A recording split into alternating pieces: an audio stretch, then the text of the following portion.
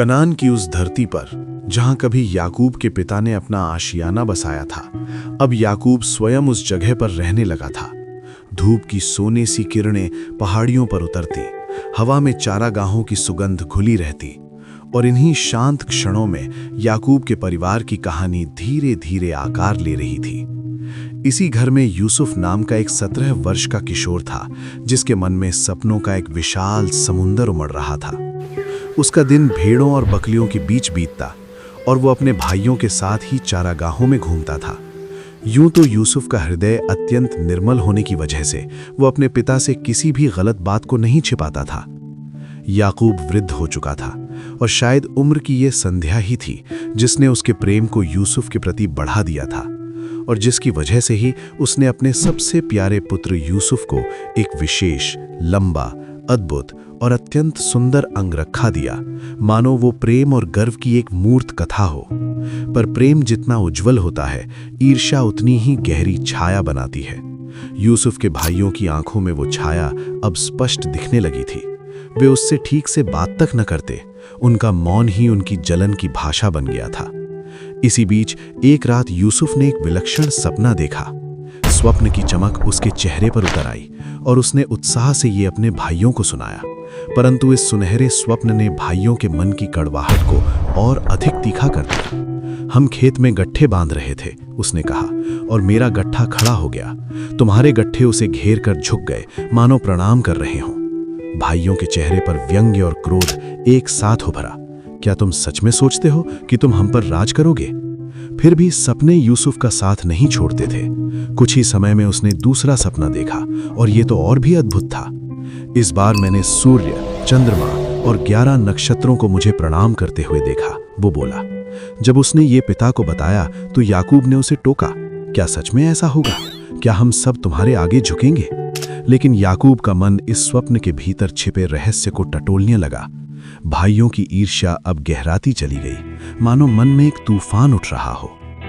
एक दिन याकूब ने अपने पुत्र यूसुफ से कहा, शकेम जाओ और देखो कि तुम्हारे भाई और मेरी भेड़ें सुरक्षित हैं। यूसुफ ने सिर झुकाकर कहा, मैं जाता हूं। यात्रा आरंभ हुई, पर शकेम पहुंचकर यूसुफ दिशाओं में भटकने लगा।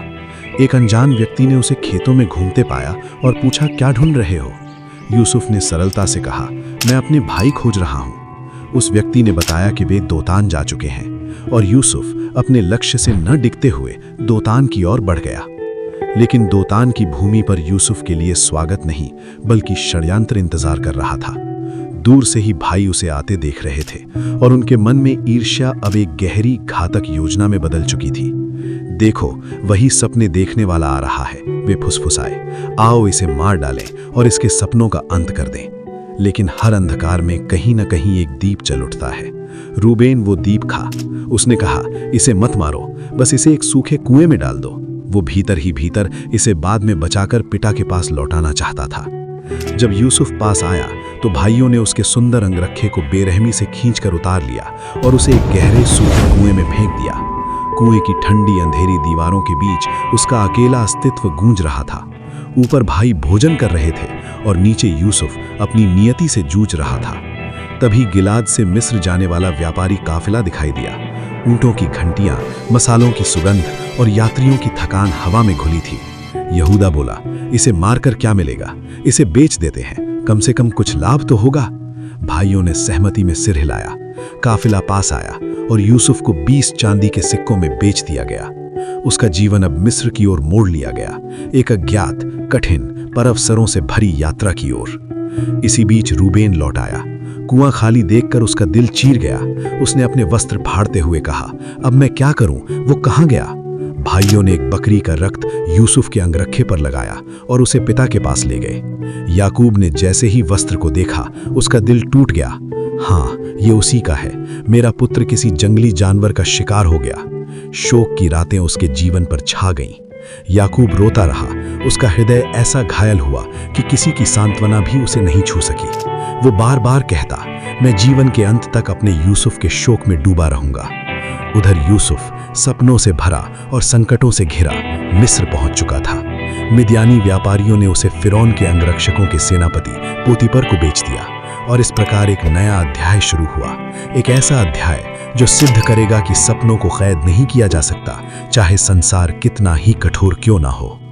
इसके बाद यूसुफ के साथ क्या हुआ, ये सब हम नेक्स्ट एपिसोड में देखेंगे।